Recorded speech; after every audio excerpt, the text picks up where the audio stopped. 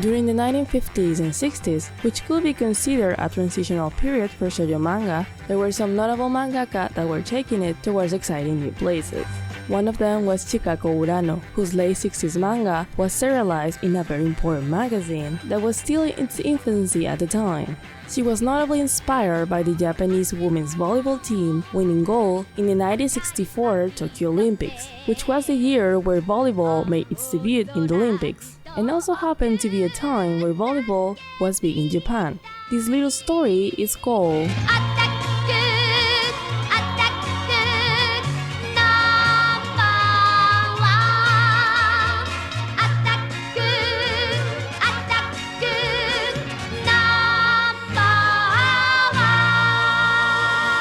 Attack No.1 aired from 1969 to 1971, although judging by some of the European openings, I'm guessing some might know it as more of an 80s anime.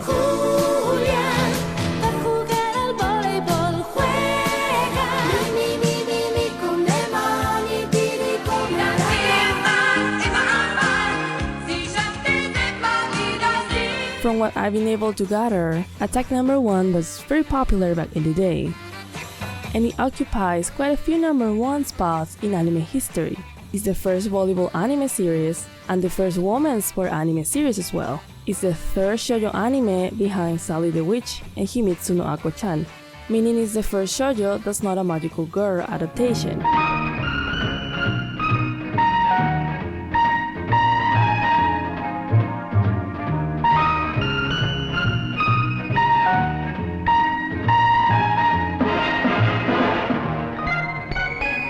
It's also the first shoujo anime series that's an adaptation of a manga by a female mangaka, and is one of the, if not the first sport anime to take place in middle school and high school.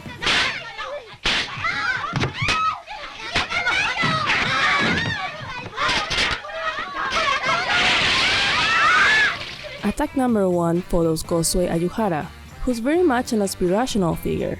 She's smart and beautiful, she has good grades, she's popular, and she's a sport prodigy.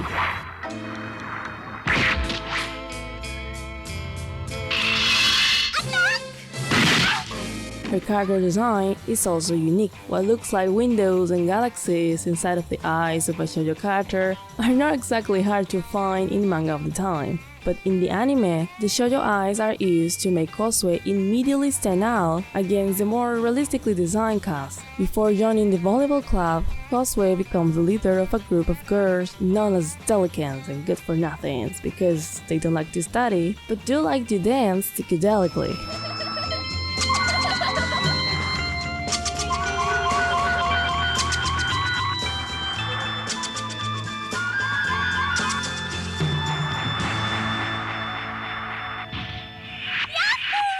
Likely to make her even more cool, given that the 60s was a time of, let's say, the young, wild and free, among other things, which saw the emergence of subcultures like the sukeban or girl gangs. It's perhaps not surprised that the show introduces actual delicate girls later, and they are intense.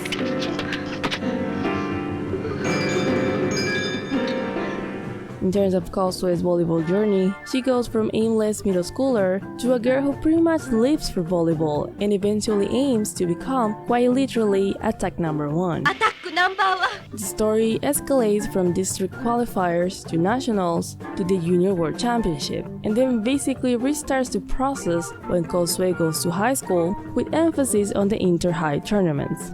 The show often highlights the importance of teamwork, which sometimes results in their own individual stories. But it really is all about Kosue overcoming all obstacles and working to stay at the top of her game. The battles on the court can be between pairs and trios, but they are usually one-on-one between Kosue and her rivals. The rivals are either tough, mean, or both, so you bet it gets dramatic. On the less honorable side, you have betrayals, conspiracies, blackmail, and actual kidnapping to win tournaments. But still, they usually end on friendly terms.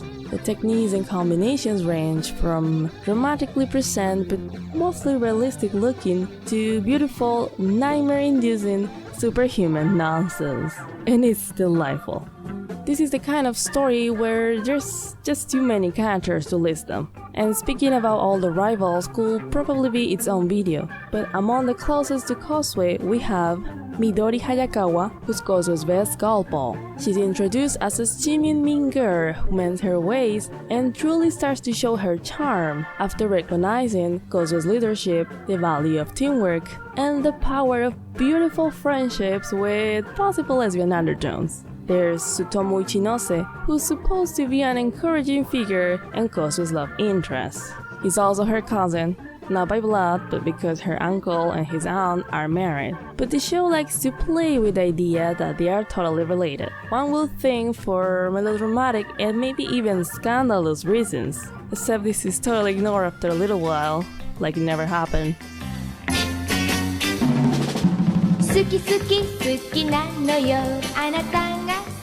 I was prepared to fully criticize how the romance with this dude gets totally overemphasized once Kosue starts high school. But in hindsight, it was likely the show trying to make sure you are invested on a dude that didn't have much screen time before, so you will care when they subtly make him fall off a cliff to his death. Which is honestly so wild and so highly melodramatic, I don't even know what to say, except that I was entertained.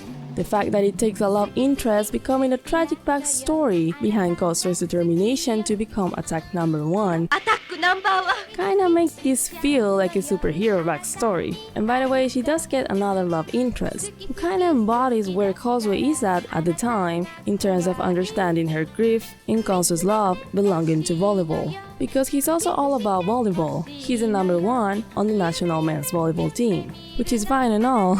But the show also feels the need to make sure we know that Kosue looks exactly like this dude's dead little sister. Anyway, scandal and melodrama is mostly related to the volleyball and the lengths people are willing to go in order to win. Besides the rivals, this means training and the coaches like this dude, who I will be calling Coach #1. Coach #1 is an example of all anime mentorships that are borderline, if not outright, abusive. Towards the beginning in particular, he constantly favors messing with the girls' minds, because honestly, just lives for drama.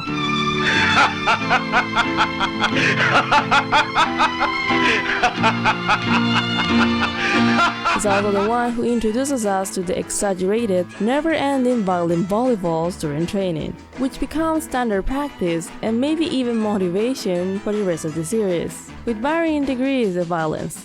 If someone's not trying to murder you with a volleyball, they don't mean business. We also have Hippie Coach. Hippie Coach? Who's a pretty big deal.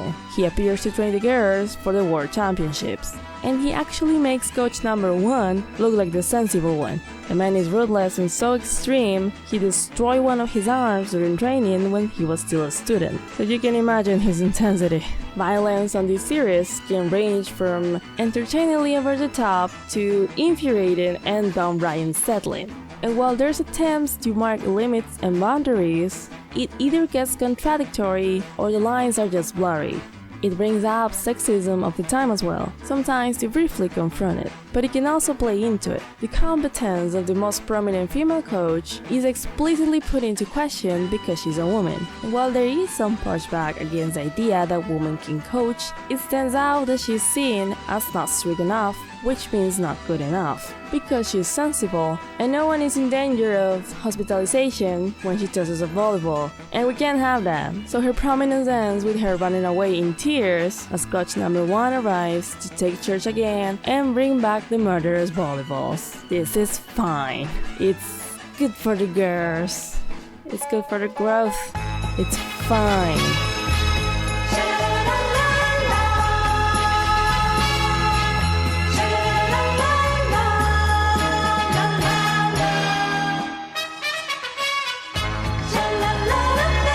On the production values or the technical side of the show, it does have the occasional error here and there and really funny animation, but it generally holds up pretty well and it can pull off some truly great sequences.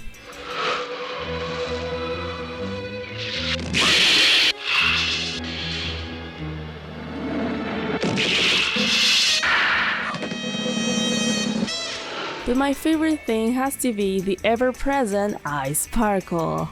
You are never truly prepared for the glory of these sparkles. Midori.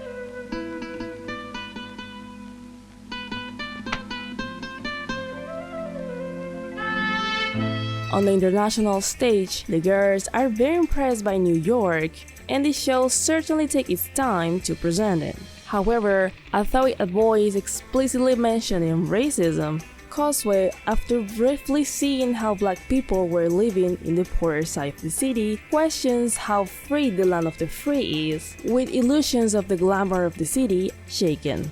It also brings up wars and American occupation in Japan in the context of grief. And there's also the back then recent independence of Kenya, as its players move the audience to the point they stand up to express their support for the country. It does play into some stereotypes, like in the black characters' designs. It's also notable the way Americans kinda tend to be singled out as the foreigners, with their weird accents and random English phrases. Yes, don't you think so, Tom? Oh, Look, Tom. how nice. Oh no. Though the show mentions but never shows the Olympics, it's worth mentioning that the series shows its real-world inspiration, with the Soviets being the strongest opponents in the international games and the Japanese team biggest rivals. The show also tries to go beyond just volleyball by dealing with themes and questions like human versus machines, are academics and sports compatible, why do we play sports? Doing sports out of pure passion versus doing it for fame, glory and money, and so on. The execution can be clumsy though. Other sports like tennis and soccer are also used as inspiration to solve problems or come up with new strategies. Despite the show's stumbles, there's a lot that's still interesting, and the show is very effective when it deals with the pressure of success and maintaining your place at the top, the crushing pain of defeat, and the payoff of a winning attack. 涙も汗も若いファイトで青空に